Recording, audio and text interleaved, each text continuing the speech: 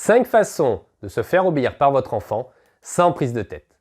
Bonjour à toutes et à tous et bienvenue dans cette vidéo. Je m'appelle Julien Taucher, je suis votre coach parental, expert en gestion de stress et en communication. Et aujourd'hui, on va voir ensemble 5 façons de se faire obéir sans prise de tête, sans stress. Donc restez bien jusqu'à la fin de cette vidéo pour recevoir l'ensemble de mes conseils.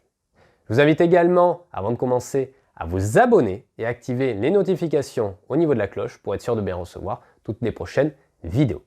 Alors première façon pour se faire obéir sans stress, sans prise de tête, ça va être de lui dire « quand tu auras fait ça, tu pourras faire ça ». Alors vous allez tourner les choses à la positive plutôt qu'à la négative, plutôt que d'être dans une sorte de menace, vous allez lui dire « quand tu auras fait ça, tu pourras faire ça », plutôt que de lui dire « si tu ne fais pas ça, tu n'auras pas ça ». Vous lui présentez donc les choses sous la forme d'un rapport gagnant-gagnant. Il a quelque chose que vous voulez et en échange, il fait quelque chose que vous voulez.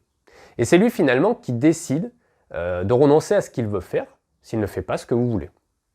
Ça, c'est vraiment la première façon de faire.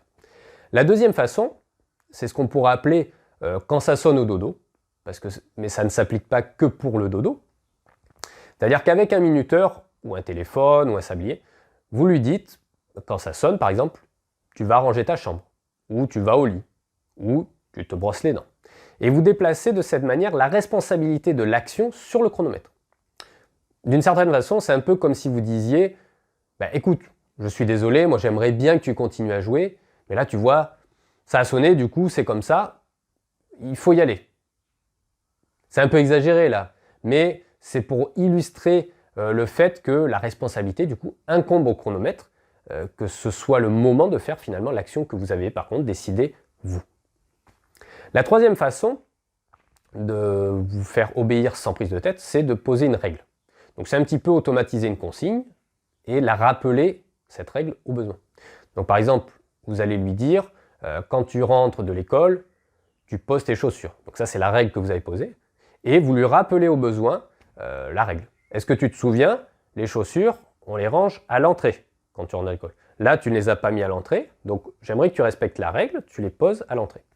Donc ça implique par contre au départ que vous lui expliquiez la règle et de valider qu'il a bien compris. La quatrième façon, ça va être de modifier l'environnement. On peut l'illustrer avec les bébés. Les bébés touchent à tout. On a beau leur dire ne monte pas sur la table basse, ne touche pas la télécommande, n'ouvre pas le placard, ils le font quand même parce que en fait c'est dans leur nature. C'est un peu comme un chien ou un chat, vous lui dites ne fais pas ça, ne monte pas sur la table ou ne gratte pas la porte, il va avoir tendance à le refaire parce que c'est dans sa nature d'être comme ça. Et pour le bébé, il faut bien comprendre que c'est pareil, il a une nature. Donc vous allez modifier l'environnement, vous allez mettre les télécommandes hors de portée, vous allez mettre des aimants sur les portes. Et de la même manière, pour un enfant, vous allez modifier l'environnement.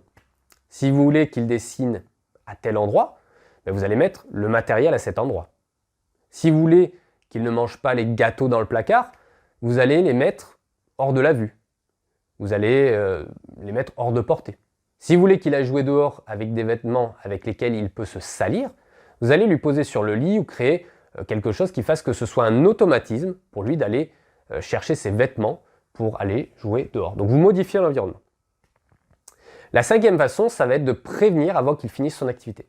Donc de la même manière que vous pouvez avoir envie parfois de finir de lire cet article dans le journal, de regarder votre épisode Netflix, de terminer votre partie de jeu, votre enfant peut avoir envie de finir ce qu'il est en train de faire, de finir l'histoire qu'il est en train de vivre avec ses jouets, et donc vous allez le prévenir par exemple 15 minutes avant, en lui disant « on va bientôt passer à table, tu finis ce que tu es en train de faire et tu nous rejoins ».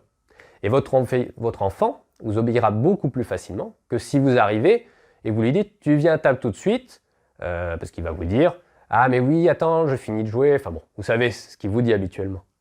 Donc il y a vraiment 5 façons de vous faire obéir sans prise de tête. Donc la première, ça va être de lui dire « quand tu auras fait ça, tu pourras faire ça ». La deuxième, ça va être de lui dire « quand ça sonne au dodo » ou autre chose. La troisième, c'est la règle. Ensuite, la quatrième, c'est de modifier l'environnement. Et la cinquième, c'est de le prévenir un petit peu avant pour qu'il finisse son activité. Mettez-moi un like pour me dire que vous avez aimé cette vidéo. Laissez-moi votre commentaire. Dites-moi s'il y a des façons de faire que vous utilisez déjà. Ce que vous pensez de ces 5 façons. Est-ce que vous pensez que c'est des façons efficaces et applicables au quotidien? Et je vous dis à très vite pour une prochaine vidéo.